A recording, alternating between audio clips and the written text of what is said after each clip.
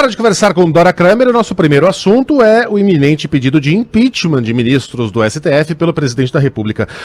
Dora, eu tento não me acostumar com a barbárie, sabia? Eu tento lembrar sempre que certas coisas não são normais e não devem ser encaradas como normais. Que nem aquele cachorrinho do meme, sabe, o Carla Bigato? Aquele cachorrinho que tá numa mesa de bar, tudo pegando fogo em volta, e ele fala, está tudo bem.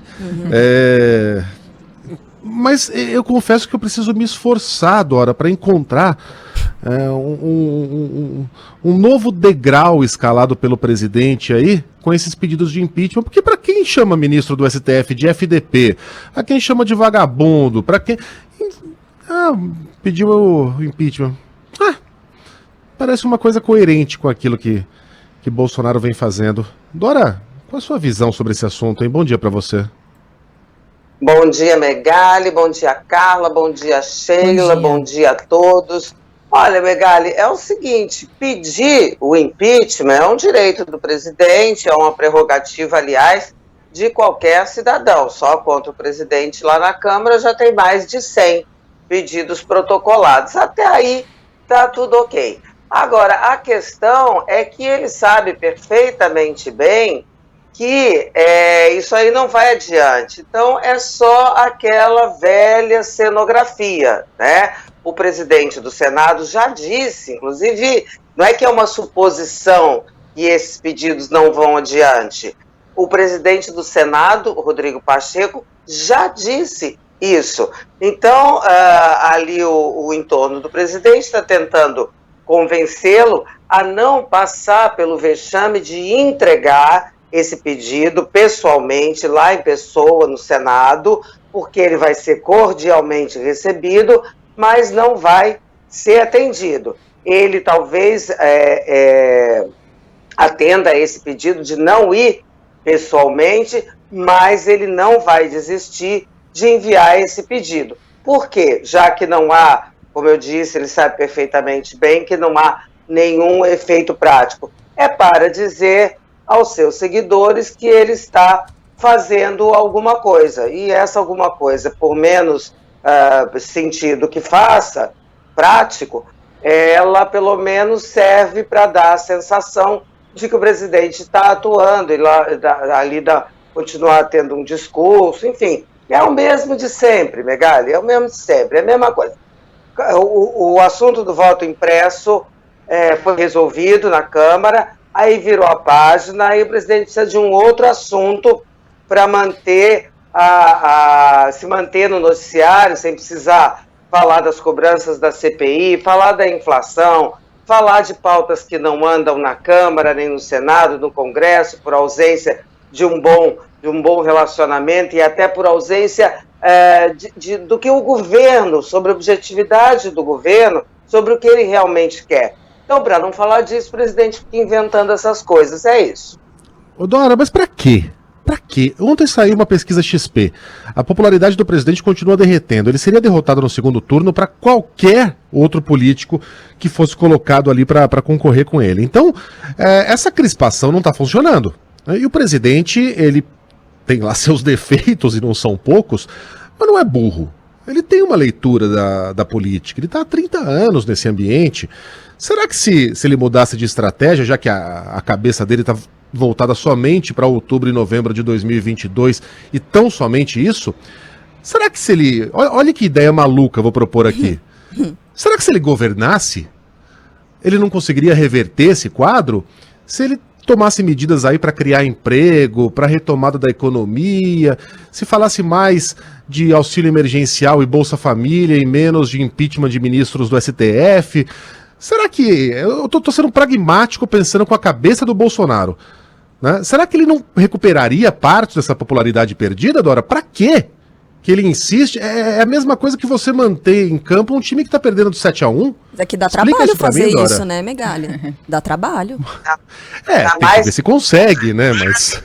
Para fazer isso que o Megali está falando, para governar, preciso o seguinte, preparo, aptidão. E essas características o presidente Jair Bolsonaro não tem, nunca teve na política, mesmo como parlamentar, ele sempre foi um parlamentar de fazer isso, que ele está fazendo. Então, é o que ele sabe fazer. E ele chegou ali na presidência da República, não era nem um plano de vida, aconteceu. Então, ele tem que continuar fazendo o que ele sabe. Só que as forças contrárias, que cada vez aumentam mais, elas também fazem o que elas sabem fazer. Nesse momento, teremos hoje mais uma demonstração, é a construção de diálogo, de pontes entre essas forças.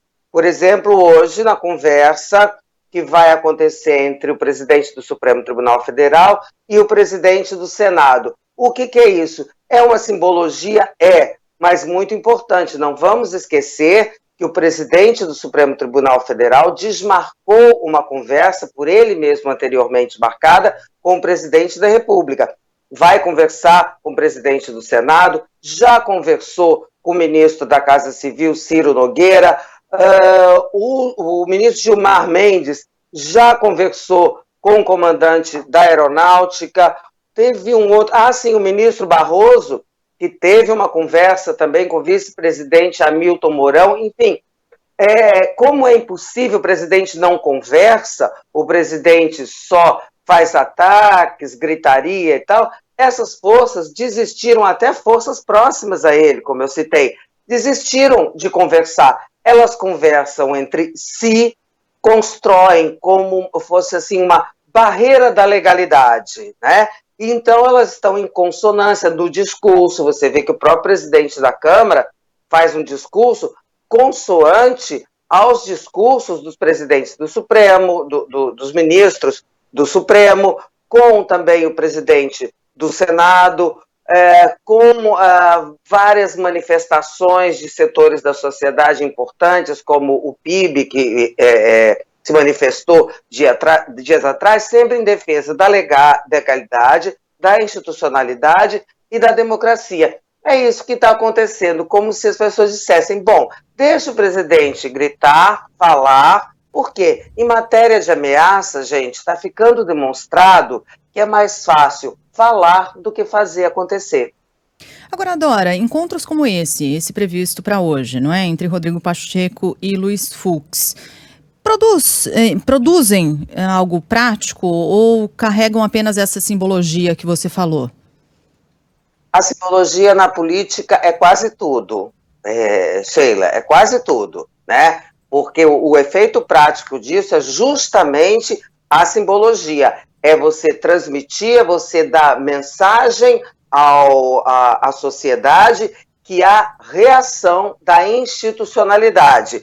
Ora, não pode ser uma reação nos termos do presidente, porque ele entende como reação, ele entende como ação a gritaria, a exacerbação, a ameaça. E essas forças entendem exatamente o contrário, fazem exatamente o contrário, mas não há só simbologia nesse tipo de conversa, nesse tipo de unidade. Há também ação do Tribunal Superior Eleitoral, do Supremo Tribunal Federal, do Senado, ao não dar abrigo a esse pedido de impeachment, da Câmara, quando rejeita o voto impresso. Então, não é só simbologia vazia, embora eu não acho que a simbologia, neste caso, seja vazia. Ela não é, né?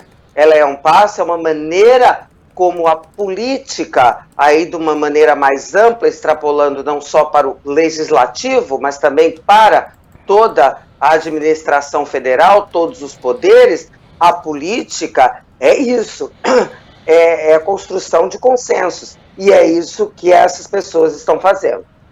Muito bem. Perdeu a coluna da Dora, chegou no meio, que é o Vinteirinha. Vai lá no YouTube, ao vivo mesmo, dá para acompanhar o Repeteco. É só puxar a barrinha para a esquerda ou acompanhar depois. O arquivo inteirinho fica lá no nosso YouTube. Porque mais para a direita do que a gente está nesse período não tem como puxar, né, gente? Vamos combinar. Nossa, escolhi mal as palavras aí. lá vem correio deselegante. Amanhã tem mais, Dora. Beijo. Beijo, até amanhã. Beijo, até.